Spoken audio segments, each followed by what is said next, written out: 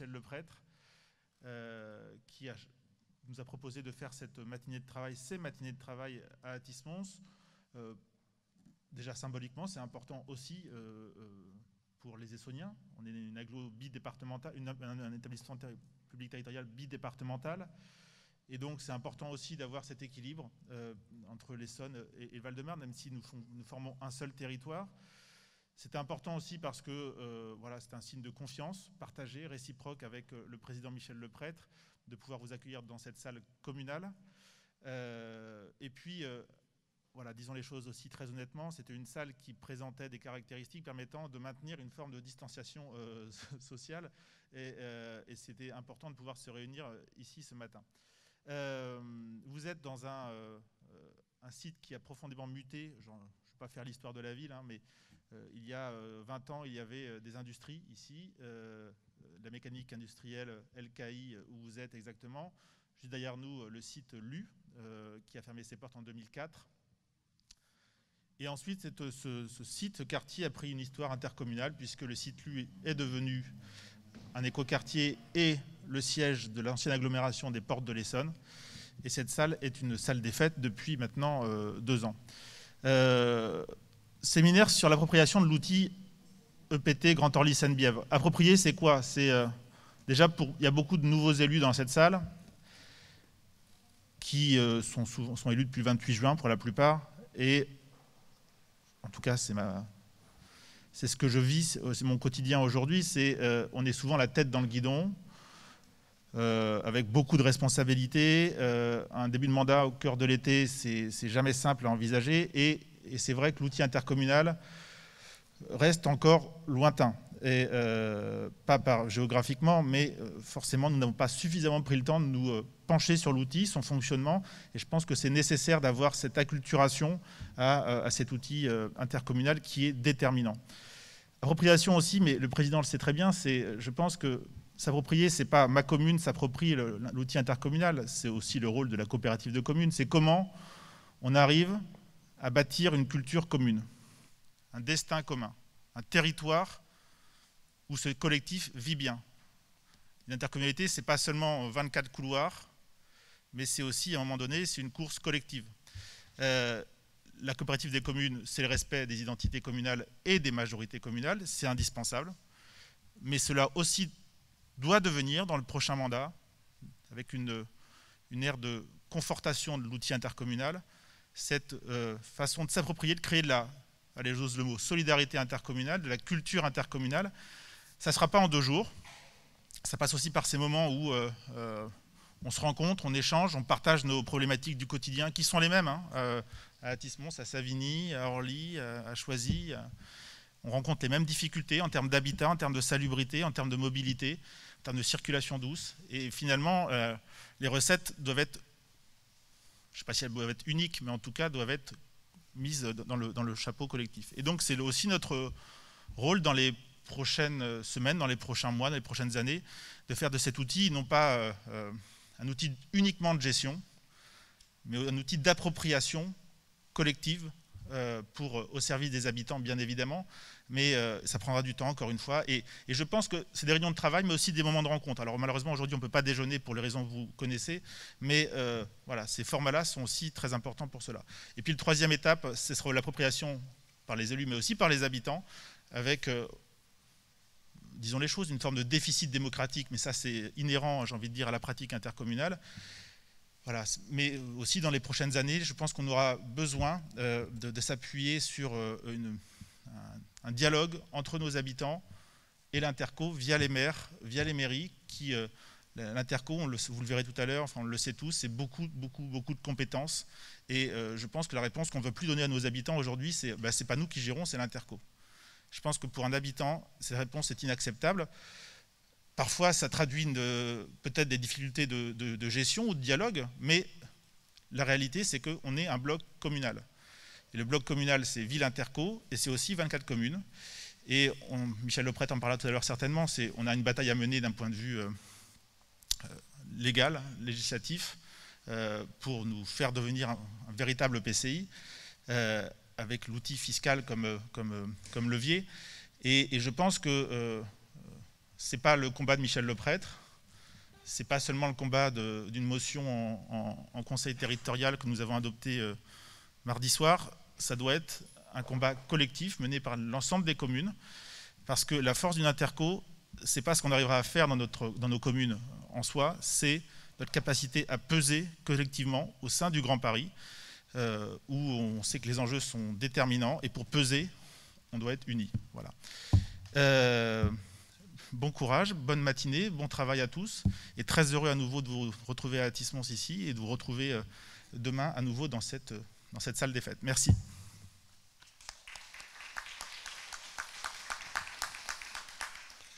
Bien, écoute, merci Jean-Jacques de ces mots d'accueil. Je crois que nous sommes, en tout cas je suis en totale harmonie avec tes propos, mais je vais me permettre d'avoir un propos un peu plus conséquent. D'abord vous souhaiter à toutes et à tous la bienvenue, saluer le fait que vous êtes nombreux à être des nouveaux élus, parce que c'est toujours un peu compliqué, on fait de l'appropriation, il y a ceux qui étaient élus avant qui se disent on sait, et puis il y a ceux qui se disent voilà. Mais je vais y revenir parce que je crois que nous allons franchir ensemble une étape nouvelle sur la construction de l'intercommunalité. En tout cas, c'est mon ambition, mais je sais que ce n'est pas seulement mon ambition. Aujourd'hui, on s'était posé la question sur la structuration du lieu, et Jean-Jacques vient de l'expliquer et d'y revenir, le pourquoi de ce lieu. D'abord, il y a la symbolique très forte du fait que c'est une ville de l'Essonne. Il faut aussi se donner les moyens de travailler les deux pieds. Pour l'anecdote, je rappelle que notre siège qui se situe à Orly, le siège administratif du territoire, quand nous y sommes, nous avons un pied dans le Val-de-Marne et un pied dans l'Essonne. Notre adresse postale, elle est à Paris-Vieille-Poste, Essonne, et notre entrée de parking, mais donc la moitié du bâtiment, se situe dans le Val-de-Marne. C'est comme ça. Et ben, c'est l'image de notre territoire, et c'est l'image que nous devons entretenir et travailler de manière commune. Après, nous avons bien des réalités communes qui s'appellent la Nationale 7, qui s'appelle la Seine, qui s'appelle l'aéroport d'Orly, qui a lui aussi un pied dans le Val-de-Marne et un pied dans l'Essonne. On est bien dans une réalité où nous construisons un outil au service de cette réalité géographique, de cette complexité géographique. Et en tout cas, alors avec les services qui ont préparé cette initiative, on s'était dit, il faut cette salle. On avait un peu oublié la hauteur de vue que permettait l'estrade. C'est quand même une salle qui peut être aussi une salle de spectacle. Mais j'ai souhaité personnellement être un peu plus bas. Je préfère avoir les pieds sur terre et être à la hauteur. C'est ma vision des choses et de mon mandat d'élu, c'est d'être toujours auprès c'est pas, mais en même temps, l'estrade existe, on va l'utiliser et nos intervenants tout à l'heure le feront, mais je voulais vraiment garder les pieds sur terre. Alors peut-être quelques mots pour resituer l'histoire de notre PT. Le PT a été, par la loi NOTRe, créé en 2016. À l'époque, c'était annoncé une loi précaire, temporaire, partielle, provisoire. Cependant, 4 ans après, la loi persiste, mais ces fragilités, ces difficultés sur lesquelles je vais revenir brièvement continuent à être très pesantes dans l'activité. Nous sommes donc malgré tout une jeune collectivité, mais nous avons un passé, une histoire. Le mandat précédent a été celui de l'installation de l'organisation. Ce n'était pas simple de coordonner les structures préexistantes. Je rappelle quand même, parce qu'il faut l'avoir en mémoire, les structures, c'était la CAVB, Communauté d'agglomération du Val-de-Bièvre, c'était la CALP, nous sommes sur le territoire de la CALP historiquement, c'était la CASA, Communauté d'agglomération Seine-Amont, et 8 villes qui n'appartenaient à aucun collectif de travail intercommunal. Ça, c'était la... Et il y avait une demi-agglo que je n'oublie surtout pas, qui était la demi-agglo qui concernait Viry-Châtillon et Grigny, et qui se sont à l'époque séparés. Voilà, ça c'est l'histoire, c'est la composition géographique. Je ne veux pas entamer le débat sur le pourquoi c'est comme ça. J'ai ma petite idée et j'ai ma petite histoire personnelle dans cette affaire, mais je sais que ça nous donne une particularité quand même énorme. Nous sommes le plus gros territoire, hormis la ville de Paris, de la métropole, avec 700 000 habitants et 24 communes. Ce n'est pas anecdotique non plus, il faut le prendre en compte. C'est la difficulté, mais c'est en même temps l'atout que nous avons que de pouvoir travailler à cette échelle. Nous avons travaillé donc pendant ces 4 ans, on a posé les principes d'une gouvernance, on a poser des principes qui ont été partagés. Rarement, il y a eu rarement des coups de griffe entre nous, il y a eu des débats, voire des velléités à affirmer il faut peut-être qu'on sorte, etc. Mais ce que je constate, c'est qu'on a continué à travailler ensemble, et pas seulement au niveau de l'exécutif de notre territoire. Il nous faut donc évaluer, questionner notre organisation, c'est un peu le but de cette matinée, celle de demain. Cela signifie que l'action publique se veut être efficace au niveau de sa responsabilité, nous en avons, et nous devons nous donner en même temps les moyens de nous questionner. Nous sommes dans quelque chose qui est mouvant, le service public. Tous ceux qui me connaissent, qui connaissent mon attachement politique, savent que je suis un militant convaincu du fait que le service public est un élément constitutif du fait que notre pays tient debout. Tient debout quand il y a des crises comme on vient d'en connaître une, et celle qu'on connaît encore avec le Covid, mais tient debout par rapport à la réalité. Les taux de chômage de notre pays, les difficultés objectives de nos compatriotes. Il y a des villes, dans ce territoire, il y a des villes où il n'y a pas une famille sur deux qui paye des impôts sur les revenus. Ça en dit long sur la réalité sociale. C'est une réalité aussi que nous avons objectivement des difficultés dans le domaine de l'emploi, dans le domaine de la réponse aux besoins sociaux tels qu'ils existent. Donc nous sommes, et j'espère tous collectivement, des militants du service public et du militant du service public à défendre. Il ne faut pas se cacher qu'on n'a pas tous la même approche parfois. Mais moi je sais aussi que quand un maire est devant sa responsabilité dans sa commune, il s'appuie sur le service public pour répondre aux questions qui lui sont posées. Et le territoire est donc un élément de la réponse telle qu'elle est posée. Nous avons aussi à nous questionner sur la manière dont nous travaillons en amont pour justement être efficaces sur cette réponse. Nous voulons améliorer les choses administrativement, mais aussi du point de vue des instances politiques. Je l'ai dit, il y a 24 membres de l'exécutif. Il faut que ça soit plus fluide, plus efficace, prenant en compte mieux la diversité politique qui est celle de notre composition. C'est un fait, on a 12 villes à droite, 12 villes de gauche écologistes, c'est une réalité, mais c'est un collectif qui doit travailler ensemble et qui doit construire des réponses collectives. Pour le faire, j'ai proposé, et on va mettre en place dès la semaine prochaine, une cellule des VP coordonnateurs. En fait, à partir du projet de territoire que nous avons défini, qui sera l'objet d'une présentation beaucoup plus conséquente au mois de novembre, à partir de ce projet de territoire où il y a 4 grandes questions qui sont posées, j'ai donc demandé à ce qu'on crée 4 coordinations qui travaillent chacune sur l'ensemble des questions posées par la problématique de notre responsabilité territoriale. Nous allons mettre en place cet outil donc dès la semaine prochaine. C'est une instance de concertation, mais c'est surtout une instance où je souhaite vraiment qu'on aille au bout des difficultés, des obstacles, des atouts qu'est notre territoire collectivement. Je ne veux pas paraphraser ce que disait Jean-Jacques tout à l'heure, mais je partage, on a besoin de grandir ensemble et de le faire collectivement, avec une obsession, pardonnez-moi ce terme qui est un peu peut-être excessif, c'est que nous avons des citoyens auxquels nous devons apporter des réponses. Ce n'est pas possible, on n'est pas un outil à part, on n'est pas l'outil qui est responsable de tout ou qui n'est pas responsable de tout, on est un outil qui doit donner des réponses concrètes et qui doit l'assumer. Donc 5 vice-présidents vont assumer cette mise en coordination, ils vont porter les projets du territoire. L'idée aussi que je persiste à appuyer, c'est la question de notre engagement. La création de cette instance, qui est une première réponse aux exigences personnelles que j'ai portées lors du précédent mandat, transparence, cohérence des politiques publiques et résilience. Et j'en rajouterai un 4e angle. Transparence, parce que l'intérêt collectif prédomine, je viens de l'évoquer, pour une réelle solidarité territoriale. Toutes les collectivités de notre territoire ne sont pas dans la même situation, toutes les populations ne sont pas les mêmes. Il y a des difficultés objectives, mais il y a des axes, il y a des choses qui traversent notre réalité qui doivent être l'objet de réponses. On ne pourra pas, je vais le dire de manière peut-être un peu excessive, on ne pourra pas s'en sortir sans nos voisins. Et nos voisins, c'est que la collectivité d'à côté, c'est les populations d'à côté, il faudra bien qu'on avance. Nous avons donc aussi cohérence des politiques publiques.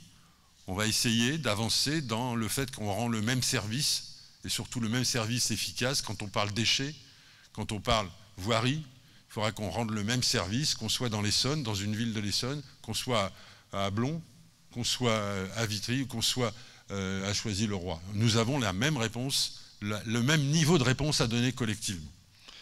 La résilience, parce que je considère que nous avons une responsabilité particulière, j'y reviendrai sur la question de l'état de la planète, c'est qu'il faut que toutes nos politiques soient identifiées pour laisser aux générations qui viennent derrière nous, aux jeunes de notre territoire, un territoire qui vit mais qui se développe dans le respect de la planète.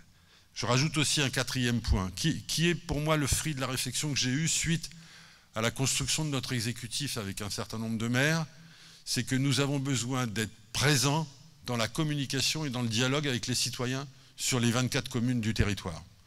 Nous avons besoin de faire savoir ce que nous faisons au service d'une ville, au service des populations. C'est pas, moi je ne souhaite pas dominer telle ou telle communication, mais je souhaite que nous puissions parler aux populations du territoire, parce que chacun comprend qu'aujourd'hui l'intercommunalité est en train de se construire, qu'elle va se développer. Juste un chiffre au passage, 95% de la France est intercommunale. Donc c'est ça la réalité, c'est ce que nous avons à construire. Ça fait débat, ça complexifie, parce que chacun veut garder son... C'est pas une question de précaré, mais de garder la possibilité d'agir. Mais il faut que le territoire le fasse. Et bien pour ça, il faut communiquer. Et pour ça, il faudra parler avec les citoyens, se donner les moyens d'une action démocratique renforcée. Moi, je veux le faire en étant au service des villes et des maires qui composent le territoire. Je veux le faire aussi en liaison avec tous les acteurs qui existent sur ce territoire. Je n'ai pas de préséance, je n'ai pas d'hésitation au fait qu'on travaille avec des associations. Il y a bien des sujets aujourd'hui, je pense notamment aux questions du climat, où le monde associatif est peut-être parfois plus intelligent que le monde politique, et en tout cas a été celui qui nous a un peu titillé dans la dernière décennie. Nous abordons donc un nouveau mandat. J'ai dit, on a installé un outil, on a installé parfois un outil dans la maladresse, dans l'hésitation, dans les limites de ce que sont nos compétences, mais nous allons avancer sur des sujets importants dans la prochaine période. Je l'ai déjà évoqué, territoire d'industrie. Nous avons été le premier territoire en tant que tel labellisé territoire d'industrie. Pourquoi? Parce que nous avons un territoire où il y a 3 millions de mètres carrés disponibles pour de l'activité économique. 3 millions de mètres carrés. C'est autant de possibles d'emplois et c'est autant de possibles pour reconquérir, on vient de le voir avec la crise du Covid, des réponses dans le domaine de la production, dans le domaine de l'industrie. Alors il ne s'agit pas de faire des sabots, ou de refaire des sabots, mais de recréer de l'industrie telle qu'elle est aujourd'hui, telle qu'elle parle de robotique, de numérique, telle qu'elle parle aujourd'hui de réponses positives dans le domaine de la production. Il faut travailler ces questions-là, il faut travailler avec des tissus, des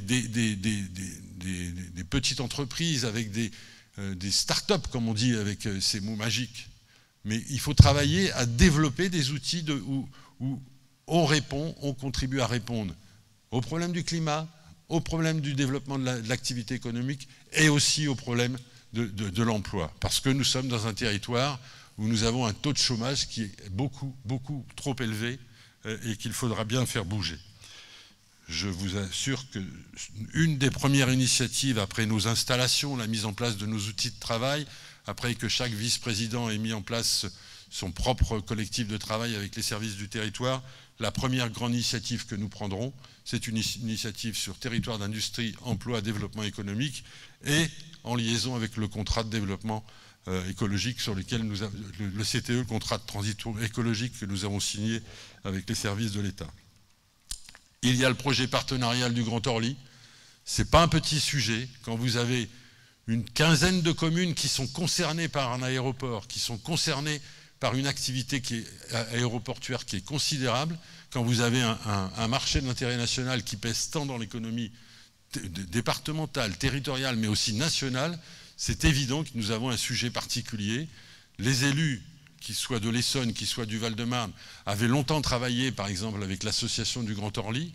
Ça a été repris maintenant politiquement, il y a des engagements de l'État, il y a des engagements de l'ensemble des communes, il y a les engagements du département de Val-de-Marne et celui de l'Essonne, il y a les engagements du territoire. Il faut vraiment qu'on travaille à améliorer et à construire ces réponses, à essayer d'être cohérent quand on construit un bout de route, quand on construit une réponse en liaison avec les enjeux, notamment les enjeux aéroportuaires. Demain, on verra qu'on a un certain nombre de questions qui sont sur le métier, qui s'appellent contrat de projet État-région, la question de l'eau, la réduction des déchets, la transition numérique, le plan local d'urbanisme intercommunal, puisque c'est un de nos chantiers clés que nous allons avoir, et bien sûr, pour tout ça, les questions budgétaires, pour lesquelles, bien évidemment, je me satisfais du fait que nous avons voté une motion à l'unanimité lors du Conseil territorial, avec, j'insiste, avec 10 autres territoires de la métropole, parce que nous portons le même combat sur le fait qu'il nous faut construire une intercommunalité de proximité, et pour ça, il ne faut déjà pas qu'on nous pompe nos moyens, pardonnez-moi ce langage, qui sont les nôtres, et qui devraient nous permettre de... Voilà, nous allons donc avancer, nous allons travailler, nous avons beaucoup de chantiers, et ce matin, on va vous présenter un peu ce qu'est la loi, ce qu'est la structure, comment ça fonctionne, comment ça devrait fonctionner, et comment on optimise les choses. Nous allons donc travailler ensemble à développer les choses. Je veux, pour cette matinée, d'abord remercier les services qui ont permis de réaliser cette initiative. Je pense au secrétariat général, je pense aux moyens généraux, et je pense aussi aux moyens du lieu même, aux agents du lieu même. Et je veux vraiment les remercier parce que ça nous permet de travailler dans de bonnes conditions. Je vais après céder la parole, alors que je ne me trompe pas, Solène Dossé, c'est bien ça ? C'est bien ça. Merci Solène. Donc du cabinet Seban qui va revenir sur les aspects de notre construction juridique. Et Jean-Baptiste, c'est ça, j'avais le B mais j'avais plus Jean-Baptiste Gaudin qui est de Public Avenir, qui va nous donner un peu la structure qui doit être la nôtre et qui pourrait être la nôtre. Je vous remercie de votre attention. Vous pouvez l'entendre, vous pouvez le partager très très vite. Nous avons vraiment beaucoup de chantiers devant nous, mais je suis confiant sur le fait que nous allons y travailler collectivement. Merci à vous.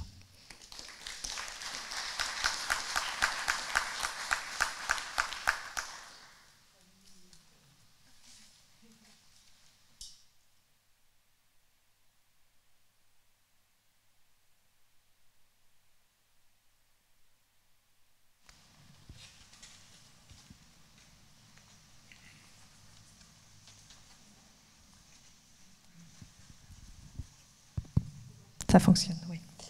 Bien, bonjour à tous. Donc, effectivement, je suis Solène Dossé, je travaille au cabinet d'avocats Seban et Associés.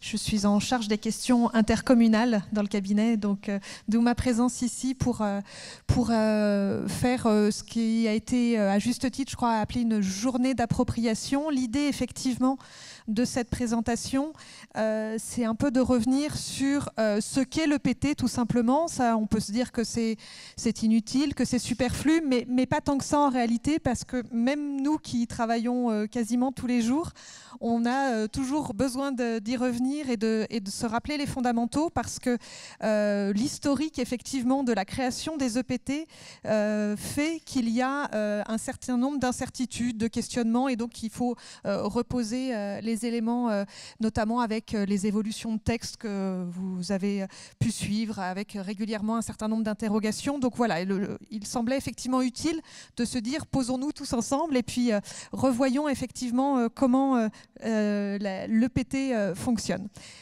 Donc la première partie de cette présentation, je laisserai ensuite la parole à Jean-Baptiste, mais la première partie est vraiment consacrée à se dire quel est ce machin, comme parfois on a pu entendre le terme, et puis quelles sont surtout ses compétences, effectivement, qu'est-ce que l'EPT fait concrètement sur vos territoires. Alors, est-ce que j'y arrive? Oui. Donc, effectivement, le titre parle d'architecture intercommunale spécifique. C'est la façon, disons, politiquement correcte de dire que les EPT sont en effet quelque chose de très particulier et de différent du reste du territoire national. Puisque, en effet, en Île-de-France, c'est le seul endroit du territoire national où c'est organisé comme cela. Vous avez vos communes qui sont à la fois membres de la métropole du Grand Paris et membres d'un établissement public territorial. Premier point peut-être qui peut sembler tout bête, mais d'abord bien se rappeler qu'effectivement le territoire de l'ensemble des EPT avec celui de la ville de Paris, c'est exactement le même périmètre que la métropole du Grand Paris, mais pour autant, les EPT ne sont pas membres, eux, de la métropole du Grand Paris. Ce sont bien les communes qui sont membres des deux structures et en ce sens, les communes ont un vrai rôle à jouer de coordination entre les organes de la métropole du Grand Paris et les organes de l'EPT. Pour assurer cette coordination, il y a notamment un principe important qui est que tous les conseillers métropolitains de vos villes sont également conseillers de territoire. Mais en tant que tels, les EPT n'ont pas sinon de présence au sein de la métropole du Grand Paris. Donc ça, c'est la première spécificité, effectivement, ce qu'on a beaucoup appelé le millefeuille, hein, l'empilement de structures, mais qui n'est pas tout à fait un millefeuille, on va le voir. En tout cas, s'agissant des compétences, j'y reviendrai, puisque en réalité, ce n'est pas une superposition de compétences, mais bien des compétences attribuées aux uns et aux autres et qui ne se superposent pas. Mais avant d'y venir, autre point important, c'est la forme juridique des EPT. Ça fait suite à un grand débat et surtout à une posture qui a été, pour dire les choses clairement, de considérer qu'on ne pouvait pas avoir deux structures à fiscalité propre sur un même territoire, c'est-à-dire qu'on ne pouvait pas avoir deux intercommunalités qui percevraient de la fiscalité locale. Et donc, du coup, il a été fait le choix par le législateur d'attribuer le qualificatif de PCI à fiscalité propre et donc la fiscalité locale à la métropole du Grand Paris, tandis que les EPT, eux, auraient un régime juridique et ont un régime juridique qui est celui, alors soit des dispositions propres qui les concernent avec des spécificités, soit un renvoi aux règles des syndicats de communes. Donc c'est ça qui aussi peut rendre effectivement les choses assez peu lisibles parfois. Donc simplement à retenir qu'effectivement, en premier lieu, il faut regarder si on a des dispositions qui mentionnent explicitement les EPT. Si ce n'est pas le cas, ce sont effectivement les règles des syndicats de communes qui s'appliquent et non pas celles des EPCI à fiscalité propre. Et alors, évidemment, ça crée parfois quelques couacs parce que le législateur oublie de temps en temps les EPT. Donc, on est obligé de se rappeler à la DGCL, par exemple, de leur dire là, il faudrait rajouter EPT, ce serait bien parce que sinon, on va avoir un sujet sur tel ou tel point. Et donc, dès lors qu'un texte concrètement, si vous êtes amené à regarder sur un texte de loi qu'il est écrit EPCI à fiscalité propre, l'EPT n'en étant pas un, le texte en question ne lui est pas applicable. Je pense encore, par exemple, aux ordonnances Covid, très récemment, dans la loi du 23 mars, et puis les ordonnances qui ont été prises sur le fonctionnement des structures intercommunales avec le décalage du deuxième tour des élections.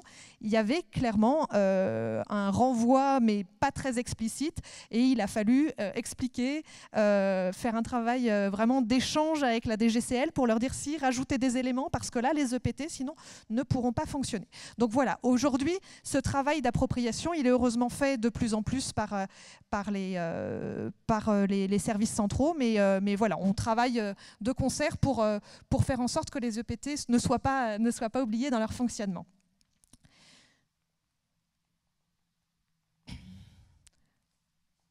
Alors, sur le fonctionnement plus précisément, donc là-dessus, je dirais qu'on a un certain nombre de parallèles à faire avec les communautés d'agglo. Oui, quand je disais EPCI à fiscalité propre, en premier lieu, ce que vous connaissez le plus, évidemment, c'est les communautés d'agglo qui sont les prédécesseurs des EPT sur le territoire. Il y a aussi les communautés de communes et les communautés urbaines et les métropoles. Donc, comme les autres EPCI classiques, l'EPT a des organes qui sont donc le conseil de territoire, qui est l'équivalent du conseil communautaire, avec donc cette spécificité. Je vous disais qu'il y a tous les conseillers métropolitains plus des conseillers de territoire qui sont élus directement par les villes. Ça, c'est une spécificité des EPT, puisque aujourd'hui, dans les communautés d'agglo, avec le système du fléchage, les communes n'élisent plus leurs représentants au sein de l'EPCI. Dans les EPT, c'est toujours le cas. Il y a donc toujours une désignation d'une partie des élus par vos communes, ce que vous avez fait début juillet. Et donc, au total, pour le PT GOSB, on a 102 conseillers en tout, avec une répartition qui est liée à la population de chaque commune. Donc, le conseil de territoire, très classiquement, il adopte les délibérations. Il peut confier une partie de ses attributions au président et ou au bureau. C'est un point important puisque ça a la grande différence avec les conseils municipaux dans lesquels il n'y a pas de bureau. Et donc, on peut avoir un format de gouvernance qui est décidé par le conseil de territoire de savoir quelles mesures il décide de confier à ce bureau.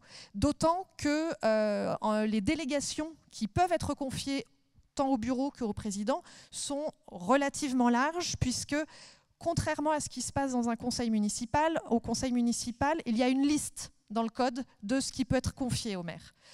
C'est le système inverse dans l'EPT, comme c'était le cas dans les communautés d'agglo, c'est-à-dire que tout peut être confié, sauf une liste de cette matière qui, elles, doivent toujours rester au conseil de territoire. C'est notamment l'adoption du budget, le principe d'une participation à un syndicat, les modifications statutaires, même si les EPT n'ont pas véritablement de statut. Voilà, donc en fait, on a déjà sur les modalités de prise de décision un choix de gouvernance très clairement qui est à faire entre qu'est-ce qui est du ressort du conseil de territoire, qu'est-ce qui est du ressort du bureau et qu'est-ce qui est du ressort du président. Donc le président, l'exécutif de l'EPT, là on est sur quelque chose de très classique comme dans les autres EPCI, qui peut déléguer donc ses fonctions au vice-président et aux autres membres du bureau quand il y en a, déléguer sa signature aux agents DGS, DGH et responsables de service. Rien de spécifique de ce point de vue. Et donc le bureau comprend le président, les vice-présidents, qui, là aussi, très classiquement, comme les adjoints, remplacent dans l'ordre du tableau le président en cas d'empêchement. C'est un nombre qui est fixé, déterminé par le conseil de territoire. Votre président en a parlé tout de suite sur justement le choix qui avait été fait de l'organisation de ce bureau. Il y a un nombre légalement prévu et donc en l'occurrence, le bureau est composé de 20 vice-présidents et de 4 conseillers délégués. 24, vous aurez fait le lien avec la représentation communale au sein de l'EPT. Un dernier point important sur le fonctionnement, la conférence des maires. Alors la conférence des maires, c'est quelque chose qui est très présent, très fréquemment, notamment dans les EPT, parce que, encore une fois, c'est lié à l'histoire, c'est-à-dire que, vous le disiez, Monsieur le Président, la loi NOTRe, août 2015, un décret en décembre 2015 qui nous donne le périmètre des territoires des EPT et 15 jours plus tard, des EPT qui existaient. Donc évidemment, pour les élus, pour s'approprier les choses, c'était compliqué dans ce laps de temps extrêmement court. Et donc le réflexe, je dirais, assez logique a été de se dire, créons ces instances de conférence des maires pour nous parler entre nous, avant ensuite d'aller vers le conseil de territoire. Pour autant, la conférence des maires, elle n'a pas d'existence juridique dans les EPT. Elle en a une aujourd'hui avec la loi engagement et proximité dans les communautés d'agglo, mais ce n'est pas le cas dans les EPT. Et donc, si effectivement, ça peut bien sûr être des lieux de discussion, ça ne peut pas être des lieux de décision. D'où effectivement l'idée d'avoir un bureau qui, lui, soit représentatif de l'ensemble des communes, puisque ce bureau, comme je vous le disais, peut lui avoir un pouvoir décisionnel.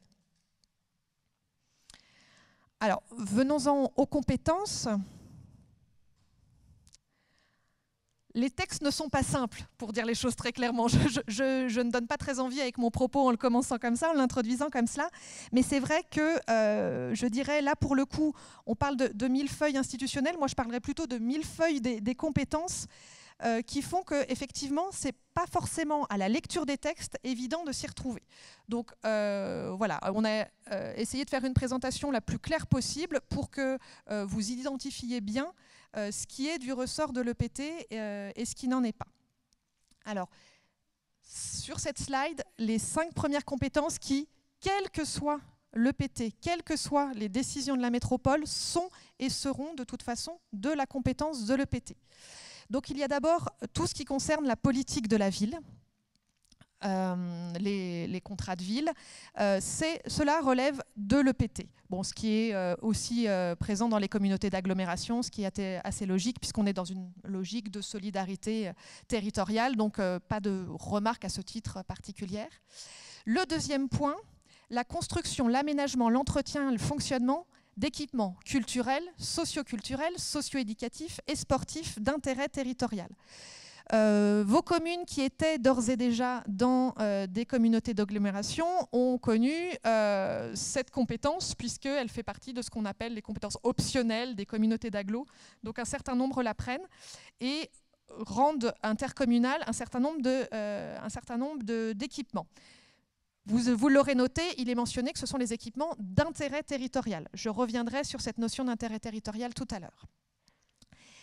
L'assainissement et l'eau.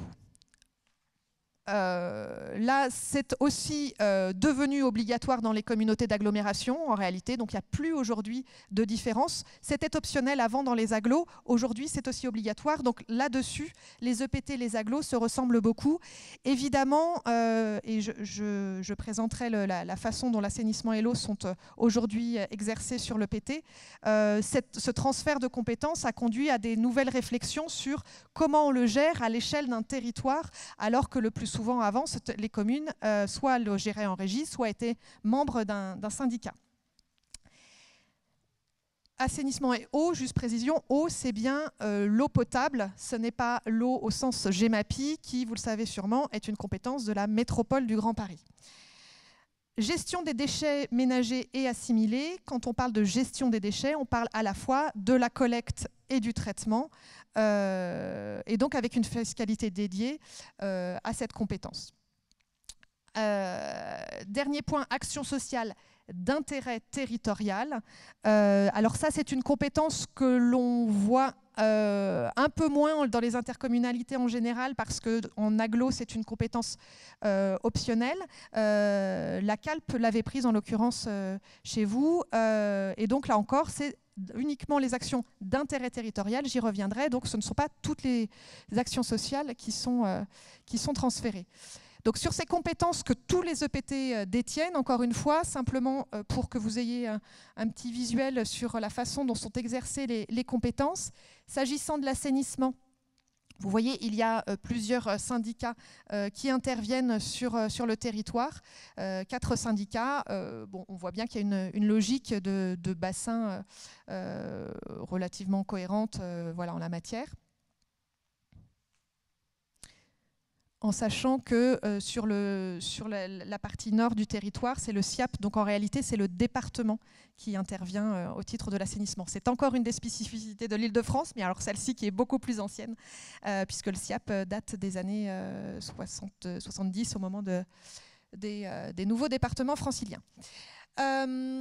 Les compétences en matière d'eau potable. L'eau potable, premier temps, il y avait ce qu'on appelle une représentation-substitution, c'est-à-dire que l'EPT était venu à la place de vos communes au sein du CEDIF pour celles qui étaient membres du CEDIF, et ensuite devait se décider de savoir quelles seraient les réadhésions au CEDIF ou au contraire un maintien au niveau territorial de la compétence. Et donc ce schéma-là vous permet de voir quelles sont les communes qui adhèrent au CEDIF, quelles sont celles qui sont sorties du CEDIF et celles qui n'étaient membres d'aucun syndicat en matière d'eau potable. Et là, on le voit, c'est une partie du territoire de la CALP qui est concernée. S'agissant des déchets, là aussi vous avez des syndicats. Alors la Rivette plus spécifiquement, en fait, c'est un syndicat qui existait et qui a été transformé en régie du territoire, puisqu'en fait, comme le syndicat était complètement à l'intérieur de l'EPT, il ne pouvait pas subsister en tant que tel, en tant que syndicat, puisqu'il n'aurait plus eu qu'un seul membre, à savoir l'EPT. Donc à la place a été créée une régie territoriale, donc c'est l'EPT qui a créé un établissement public spécifique pour maintenir l'activité de ce syndicat. Et puis, vous voyez, là aussi, on a une logique territoriale de gestion des syndicats de la compétence déchets. On parle essentiellement là, de la compétence traitement. Sur la compétence collecte, on avait beaucoup plus une gestion en régie, une gestion communale de la compétence. On y reviendra quand on évoquera la problématique notamment des mises à disposition, etc., de l'organisation.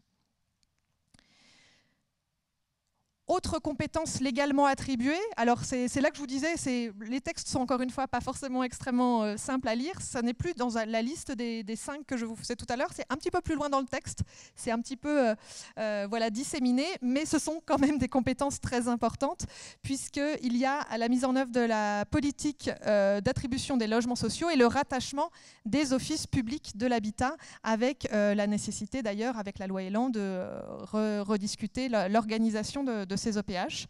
L'élaboration, Monsieur le Président en parlait tout à l'heure, d'un PLUI, donc plan local d'urbanisme intercommunal.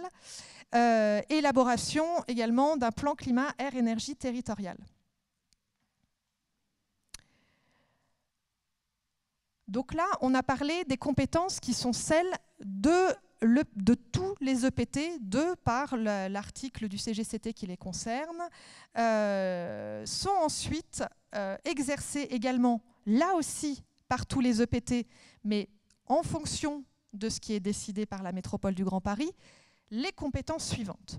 Concrètement, ce sont des compétences qui ont été inscrites dans la loi pour la métropole du Grand Paris, mais sur laquelle la métropole, par décision du Conseil métropolitain, doit décider de ses interventions. C'est ce qu'on appelle les compétences reconnues d'intérêt métropolitain.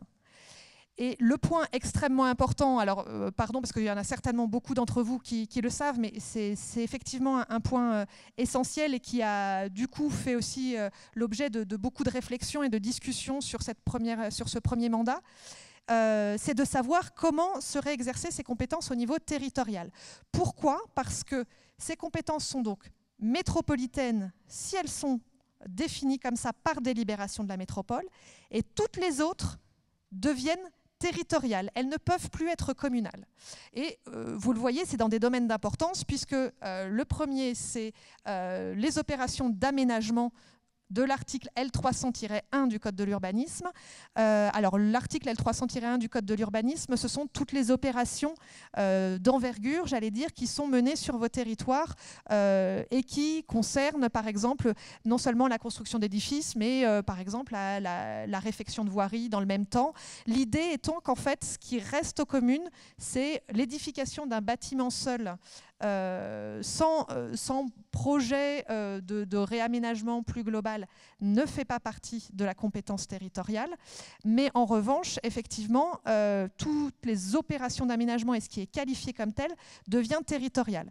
Au quotidien, ce n'est pas toujours simple à identifier, pour dire les choses très clairement, parce qu'en fait, ce fameux article L300-1 du Code de l'urbanisme, il ne nous donne pas les critères, il ne nous dit pas si ça fait plus que telle surface, si ça fait plus que tant de logements. C'est pas comme ça que ça se passe, c'est des critères jurisprudentiels. Donc en fait, effectivement, il y a toujours un petit peu parfois cette question de se dire mais comment on identifie clairement quelles sont les opérations d'aménagement. Et c'est un travail qu'a mené notamment le territoire avec vos communes au moment où cette compétence a été transférée en 2018 en l'occurrence, de se dire voilà quelle est notre doctrine sur la façon dont on doit considérer que les opérations d'aménagement sont celles-ci, et donc sont territoriales et donc décidées par le Conseil de territoire. On a également les actions de restructuration urbaine et la constitution de réserves foncières. Il y a une compétence aussi en matière de logement et de parc immobilier bâti, réhabilitation et résorption de l'habitat insalubre, très liée à l'élaboration du plan métropolitain de l'habitat et de l'hébergement. Pour ceux qui, parmi vous, sont conseillers métropolitains, vous le savez sans doute, c'est un grand débat que l'élaboration de ce plan. Et c'est ce plan qui conditionne l'exercice par la métropole d'un côté et par le PT de l'autre de ces compétences-là. Deux derniers items à mentionner qui sont effectivement extrêmement importants. Et quand on parle de développement du territoire, c'est essentiel, puisque et les actions de développement économique et la réalisation et la gestion de zones d'activité économique sont également du ressort de l'EPT dès lors que la métropole ne les a pas reconnus d'intérêt métropolitain. Donc concrètement, la compétence développement économique est devenue intégralement intercommunale. Sur les opérations d'aménagement, alors je ne l'ai pas précisé, en réalité la définition faite par la MGP, vous le savez peut-être, ne concerne à ce stade qu'une seule opération en cours dans le 92, donc absolument pas le territoire de l'EPT. Donc très concrètement, aucune opération d'aménagement n'est aujourd'hui sur Grand Orly-Seine-Bièvre gérée par la métropole du Grand Paris. Alors, j'ai pris un petit extrait du rapport d'activité de l'EPT, simplement pour que voilà, vous ayez aussi là un visuel sur les questions de renouvellement urbain et d'aménagement qui vous permettent d'identifier les projets en cours sur le territoire.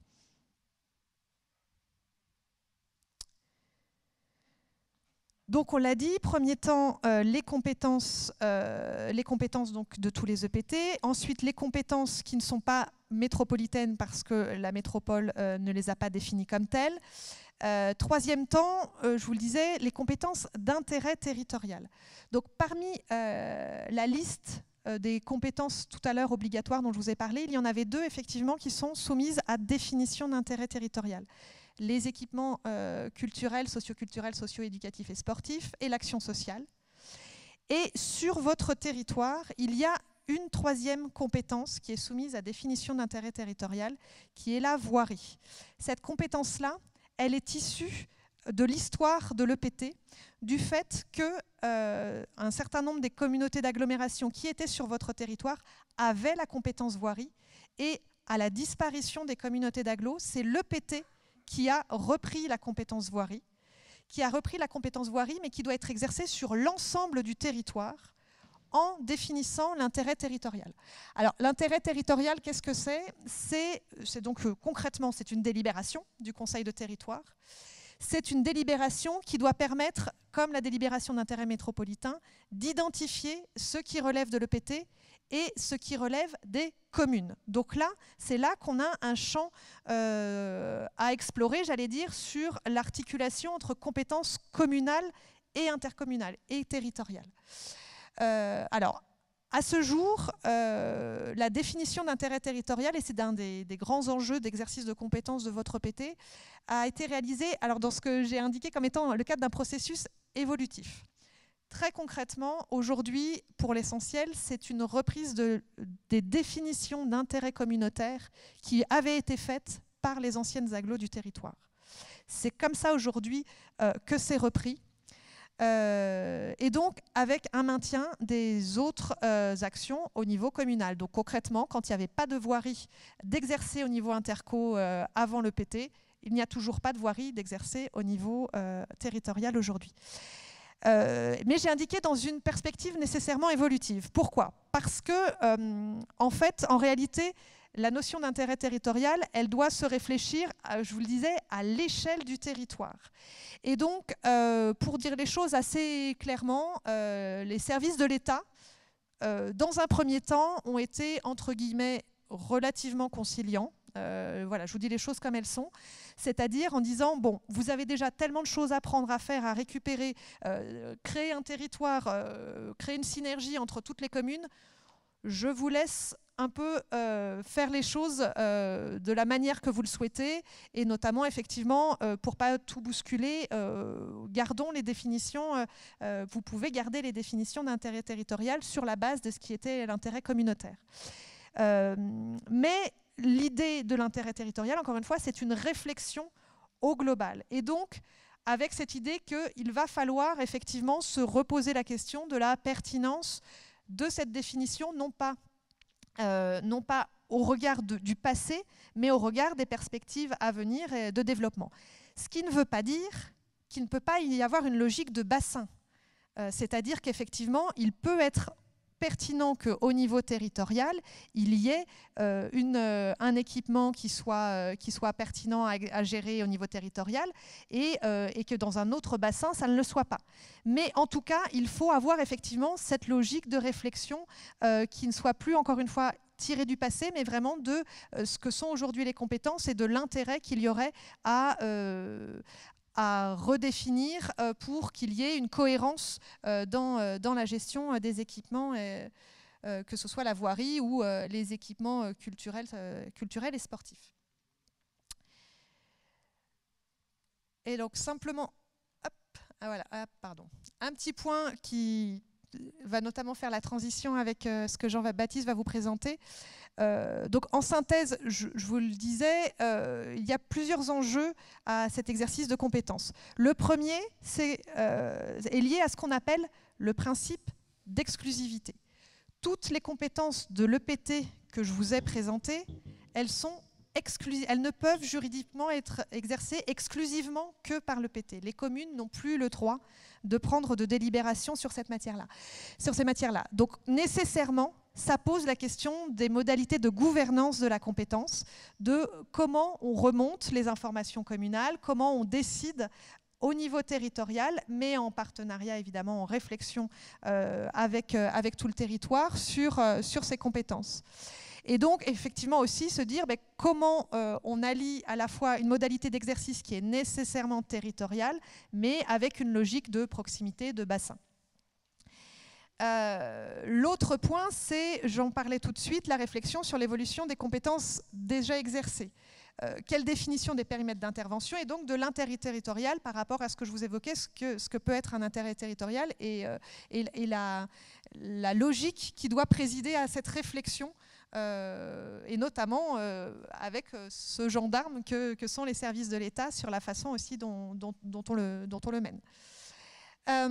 Et puis, évidemment, au-delà de cette réflexion gendarme qui existe, mais qui n'est pas forcément non plus celle qui vous fait avancer, je dirais, il y a aussi surtout de se dire de quelle manière on peut utiliser cette définition d'intérêt territorial pour avoir du service public en plus ou pour harmoniser les compétences territoriales et essayer effectivement d'avoir des logiques de mutualisation, éventuellement évidemment de baisse des coûts et puis de réflexion d'organisation RH. Donc en fait vous voyez là en posant ces questions et ces enjeux, je glisse assez vite sur les questions financières puisqu'évidemment toutes ces questions de quel objectif de service public, quel niveau de service on se donne sont très liées au financement et aux ressources que détient l'EPT pour pouvoir les exercer. Donc du coup je passe la parole à Jean-Baptiste.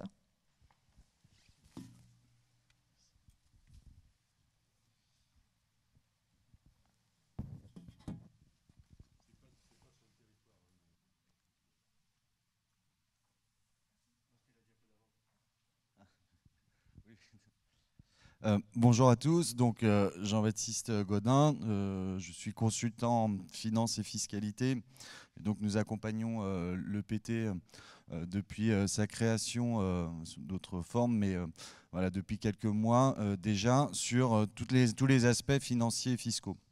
L'objet de la présentation n'est pas de détailler point par point. Alors, est-ce que ça marche? Oui, c'est bon. N'est pas de détailler point par point l'ensemble des thématiques de ressources et de charges au sein du territoire de la métropole du Grand Paris, puisqu'il faudrait plusieurs jours pour vraiment comprendre chaque mot inscrit dans la loi NOTRe sur tous les dispositifs financiers.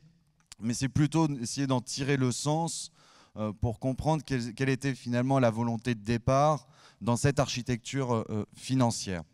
Alors, juste pour commencer, je vous présente juste le schéma qui a un petit peu présidé la mission de préfiguration. C'est juste quelle est la tentative de résumer l'architecture financière. Voilà. Si à un moment donné, on demande à quelqu'un en 5 minutes de dessiner l'architecture financière, on peut avoir ce système-là.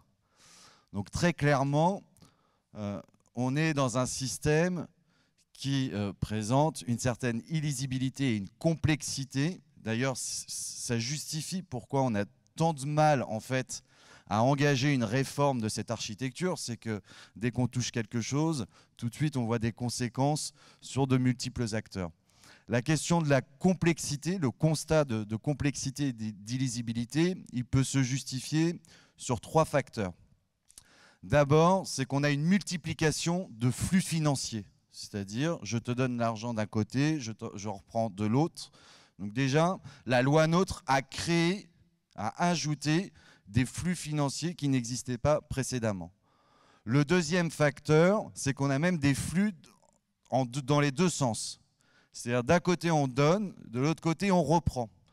Par exemple, la dotation d'équilibre, j'y reviendrai, mais de manière très synthétique. Le calcul fait intervenir en fait une dizaine de ressources d'un côté et une dizaine de ressources de l'autre. Et en fait, nous sommes sur un solde. Donc, essayer de comprendre pourquoi cette dotation évolue dans un sens ou dans un autre, c'est très compliqué pour les acteurs. Et enfin, le troisième trait du caractère complexe, c'est que vous avez des situations très différentes selon les communes en fonction de leur origine. Les communes ne sont pas traitées de la même façon selon qu'elles appartenaient à un EPCI à fiscalité propre, à une agglomération, comme le mentionnait M. le Président, avec la CAVB, la CALP ou Seine-Amont. Le traitement est différent entre ces communes et celles qui n'appartenaient pas à un EPCI à fiscalité propre. Donc on voit bien que dès le départ, en fait, la loi NOTRe, en tout cas l'architecture qui était présente sur une vingtaine de pages de la loi, elle présentait déjà un problème de complexité, d'illisibilité. Alors, on va essayer un petit peu, tant que possible, de prendre un peu de recul pour essayer de voir finalement quels étaient les objectifs et de confronter un peu l'esprit de la loi, avec les réalités qui ont été constatées durant les 4 précédentes années. Alors, les principaux points à retenir, c'est juste que, comme le précisait Solène, c'est que la loi, en fait, a consacré financièrement la métropole du Grand Paris comme unique EPCI à fiscalité propre. C'était ça l'objectif. Alors après, par souci de pragmatisme, on va dire, on a créé une période transitoire qui se finit, selon la loi, cette année. Mais, in fine, l'objectif, c'était que la métropole devenait le principal EPCI à fiscalité propre. Donc qu'est-ce que ça veut dire? Ça veut dire que c'était le principal, c'était l'unique échelon qui pouvait lever de la fiscalité. Voilà. Et donc on a eu des transferts, c'est-à-dire que les communautés d'agglomération qui avaient de la fiscalité ménage n'en avaient plus au moment de leur création, au moment de la création de l'établissement public territorial.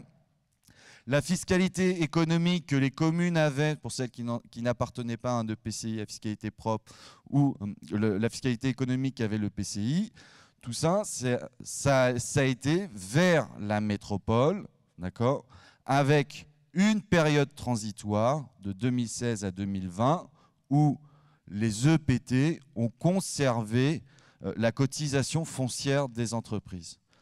Et juste dernier point, c'est que les dotations qui sont versées à toutes les communautés, toutes les métropoles, toutes les communautés. Là, c'est bien la métropole du Grand Paris qui a perçu cette dotation, d'accord, et pas l'établissement public territorial. Donc juste le premier point à retenir, c'est que c'est la métropole du Grand Paris qui, dans l'esprit de la loi, devenait l'EPCI à fiscalité propre, et donc le fonctionnement financier des établissements publics territoriaux, on va le voir après, était davantage assimilé à un fonctionnement de syndicat avec des contributions communales vers l'EPT. Pourquoi on a consacré en fait la métropole comme EPCI à fiscalité propre? Et finalement, quel était l'objectif d'un EPCI à fiscalité propre?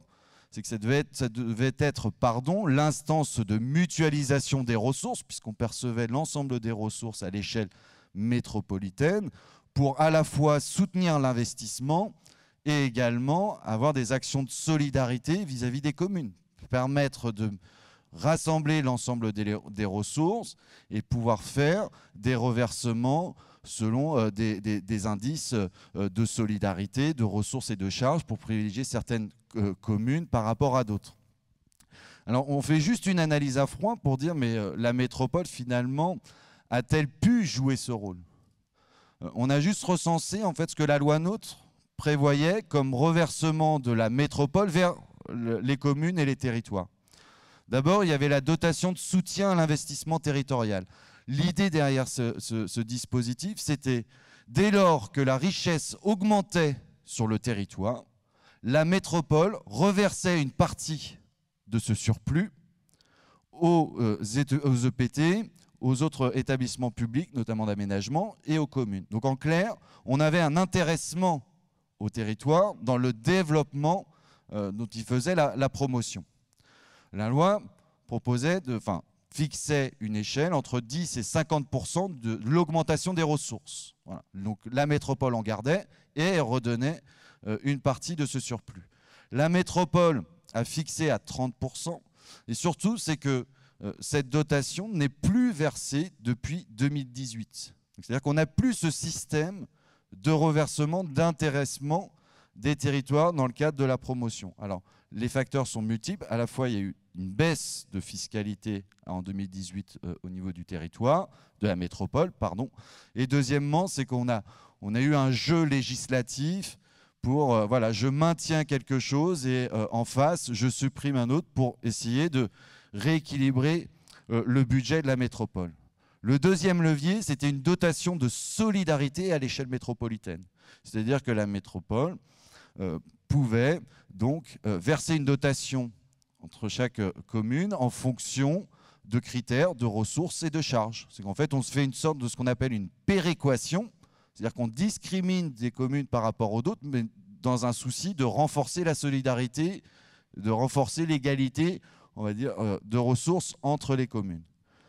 Cette dotation n'a jamais été instituée, sauf en 2020, où là, la métropole a annoncé donc 15 millions d'euros qui ont été versés aux communes en 2020. Et le dernier point, c'est une subvention plutôt d'investissement, le fonds d'investissement métropolitain, qui est donc une subvention d'investissement aux communes et territoires. Et donc ce montant, il est prévu en 2020 à 30 millions. Quand on fait l'addition des dispositifs, donc aujourd'hui dotation de solidarité et le soutien à l'investissement, c'est 45 millions d'euros versés à l'échelle du territoire métropolitain. Ça représente 1% des ressources perçues par la métropole.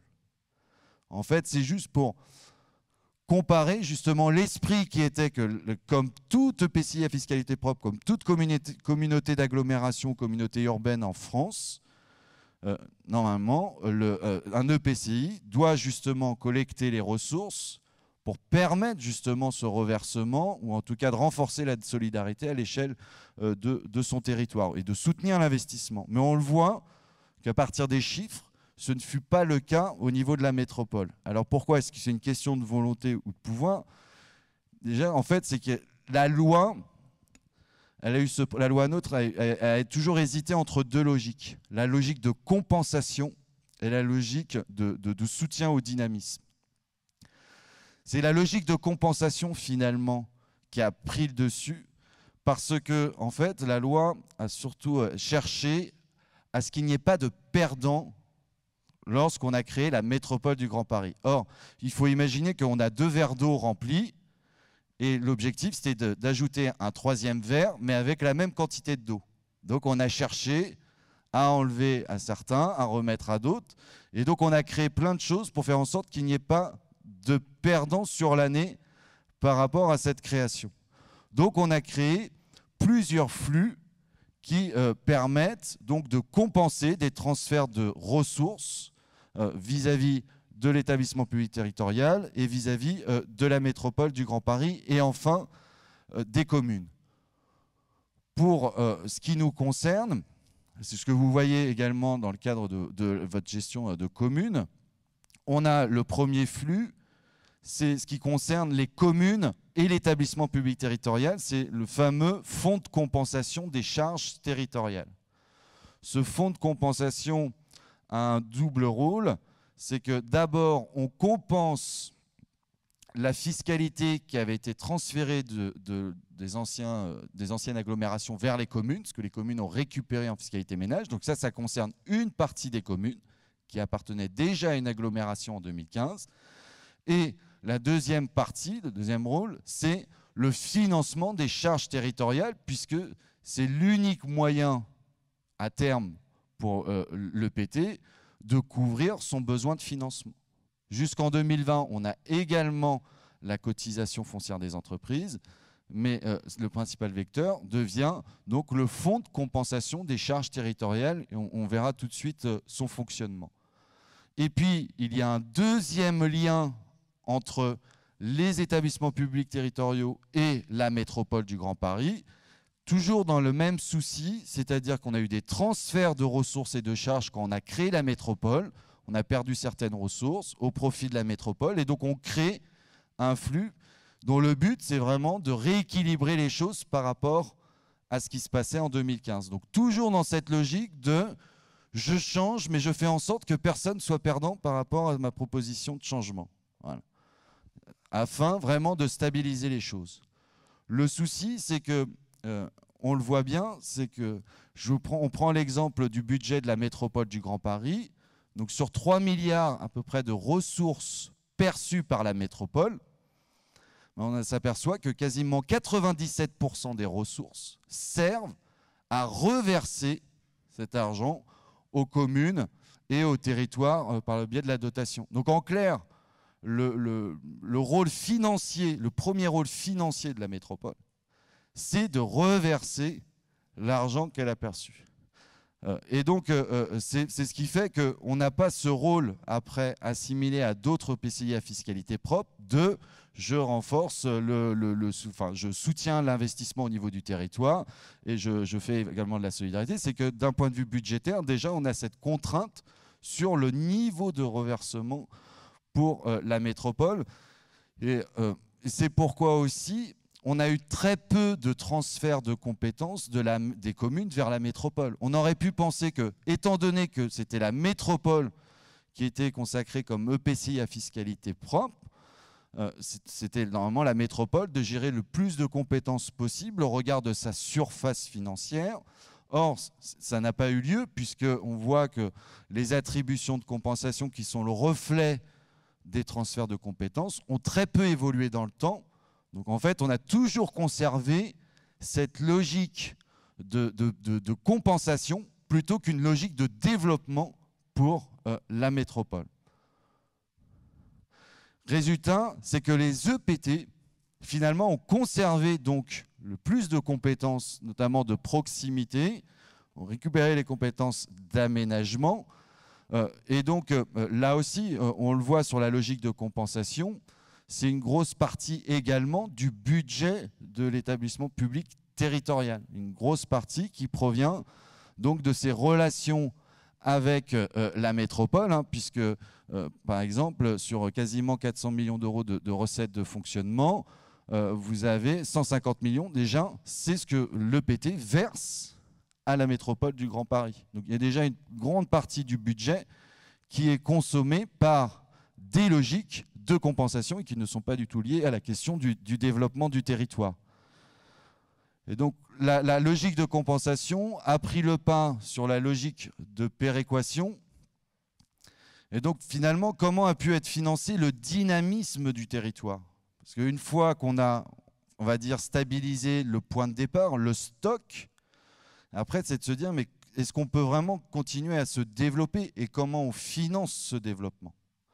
Donc pour l'établissement, pour l'EPT GOSB, en fait, vous aviez donc la cotisation foncière des entreprises, mais on le voit que dans la loi prévoit le transfert de cette ressource fiscale, la dernière ressource fiscale de l'établissement, en tout cas qui permettent de financer plusieurs charges. Cette fiscalité donc, est prévue d'être transférée vers la métropole. Vous aviez un deuxième levier d'augmentation des recettes, c'est le fonds de compensation, puisqu'il y a une indexation pour une partie du fonds, mais c'est une indexation qui est fixée par la loi, d'accord? C'est en fonction de l'inflation, on ne peut pas aller plus loin selon la loi. Et le troisième point, en fait, c'est la logique de la contribution communale, c'est-à-dire le financement des charges territoriales. Et là, on rentre sur la troisième partie de notre propos, c'est le financement par le rôle joué par les fameuses CLECT. Voilà. C'est un acronyme que vous entendrez beaucoup parler, les commissions locales d'évaluation des charges territoriales.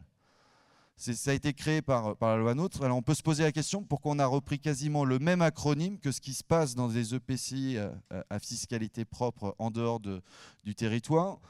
Parce que dans les autres territoires, en dehors de la métropole du Grand Paris, on est vraiment sur des charges transférées, c'est-à-dire qu'on est sur une logique de compensation par rapport à ce qu'on a transféré. Or, la loi NOTRe insiste bien sur le fait que la commission travaille sur les charges territoriales, donc pas que sur les charges transférées. On a bien un rôle de cette commission, un rôle qui est élargi par rapport à ce qu'on peut connaître sur le reste du territoire de la France. C'est que la fameuse commission des charges territoriales, elle a son rôle, c'est de déterminer le besoin de financement de l'EPT. D'accord. Donc c'est elle qui dit, est-ce qu'il y a un besoin de financement de l'EPT. Et après, ce besoin de financement, on l'évalue en fonction des charges qu'on a actuellement. Quand une commune transfère les charges, transfère d'une compétence, la première année, on regarde ce que ça a coûté. Donc il y a ce travail-là, d'évaluer de façon la plus précise possible combien ça a coûté. Mais dans l'esprit, c'était qu'on puisse, après ce transfert, les années suivantes, être sur une vision plus globale du fonctionnement de l'EPT et du besoin global de l'EPT. Ça a été, on va dire qu'il y a une confusion qui a été à la fois portée par finalement la loi NOTRe, dans les termes appliqués, dans le classement, on va dire, des paragraphes, pour dire, bon, bah, c'est comme si c'était une commission classique et donc on s'intéresse qu'aux charges transférées. Et puis, 10 pages derrière, on a dit, oui, mais en fait, on peut se prononcer sur le besoin de financement. Dans tous les territoires, on a eu en fait cette confusion, le temps de réfléchir et vraiment de se dire, est-ce que vraiment on est sur une vision globale ? Et donc, c'est un enjeu parce que, comme je vous le disais, on a un moment d'opportunité, c'est que le texte de la loi qui avait été adopté en 2015 prévoyait le transfert de la dernière portion de fiscalité qu'avait l'établissement public territorial. En tout cas, la fiscalité globale, d'accord ? Fiscalité affectée, vous avez, l'EPT a déjà la taxe d'enlèvement des ordures ménagères, mais en tout cas, comme fiscalité globale, c'était la dernière portion. Cette dernière portion, le texte prévoit son transfert. Ce qui veut dire que pour l'établissement public territorial, il restera 2 leviers de financement. Un assez faible, c'est l'évolution forfaitaire pour une partie de cette dotation. Et surtout, le deuxième levier, ça va être les contributions des communes. Le FCCT acquitté par les communes, savoir justement, si on veut continuer à assurer le développement, on voit bien que la métropole ne peut pas le faire étant donné les contraintes pesant sur son budget. Donc après, c'est de s'interroger sur qu'est-ce qui va se passer au niveau de tous les territoires pour justement continuer à couvrir la dynamique du territoire. Voilà pour notre propos de première partie.